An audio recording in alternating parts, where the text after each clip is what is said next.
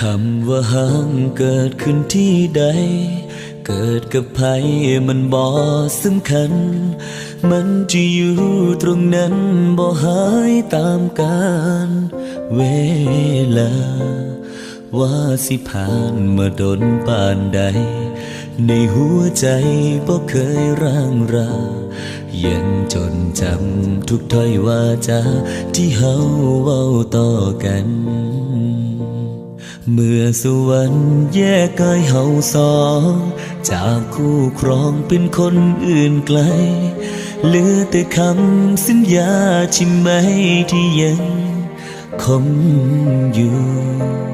แม้นว่าเจ้าสิเกิดเป็นยัง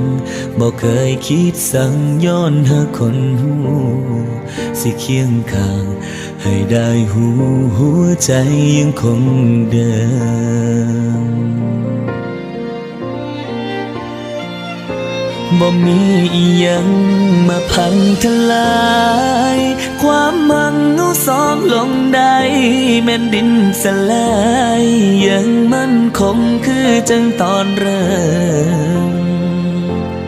ฮักที่แลกด้วยแหกกดฟ้าถึงมีน้ำตาเข้ามาแต่งเติมความปวดร้าวสิเข้ามาเสริมบ่เค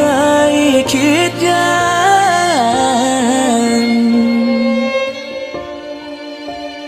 ในวันนี้เฮาเจอกันแล้วยังบอกแล้วจำต้องจากลาคนที่เฮาตามหาเป็นยังคือบ่สมใจ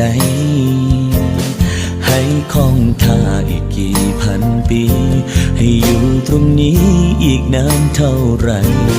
ขอเพียงแค่เธอจำฉันได้ชาติไหนก็รอเธอ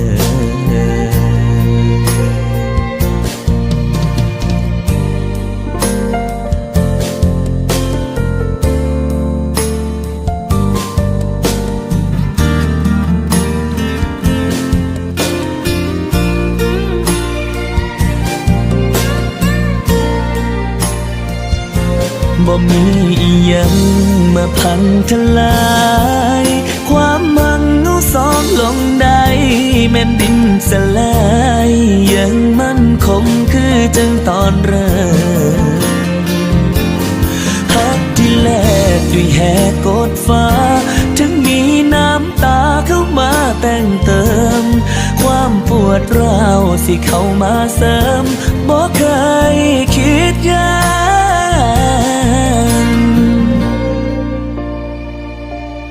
ในวันนี้เฮาเจอกันแล้ว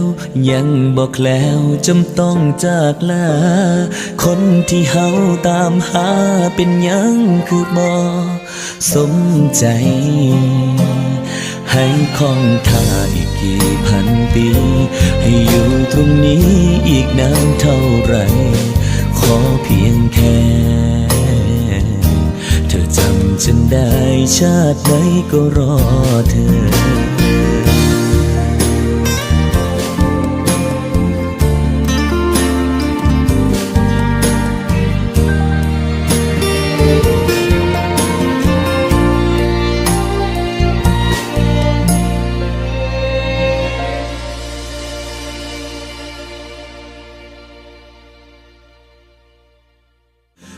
ที่แลกด้วยแหกกดฟ้า